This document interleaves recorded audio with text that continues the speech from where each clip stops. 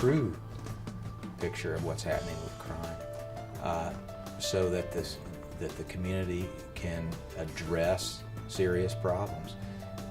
Anywhere you would go in this city, I feel confident people will tell you that's the biggest issue on their mind.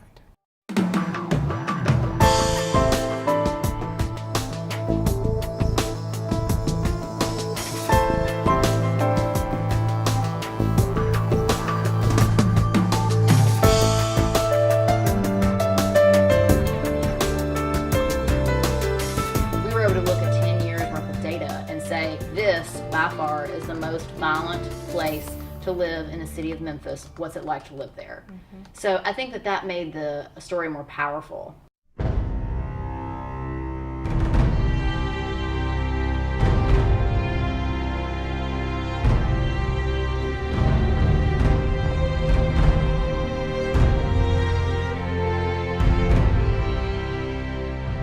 For the first time, we could make a simple query and find one individual, how many times he'd done the same thing, or how many times he'd been in and out of jail.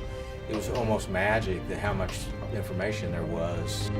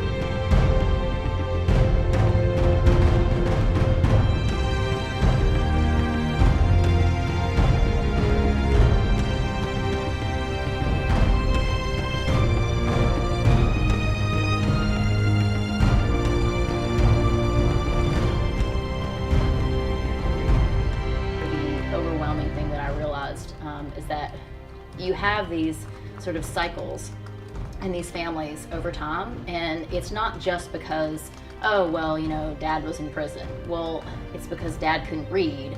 It's because dad doesn't know how to use the yellow pages, so he doesn't know how to teach his child to use the yellow pages, who then gets pregnant at 16. I mean, it's just sort of a domino effect that the intersection of crime and poverty, I think, is really, it was something that kind of opened my eyes in this process.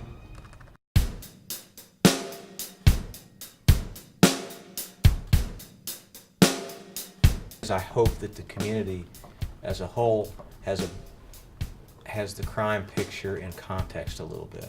In other words, they don't buy necessarily what they're hearing about, that this is the most violent city in America.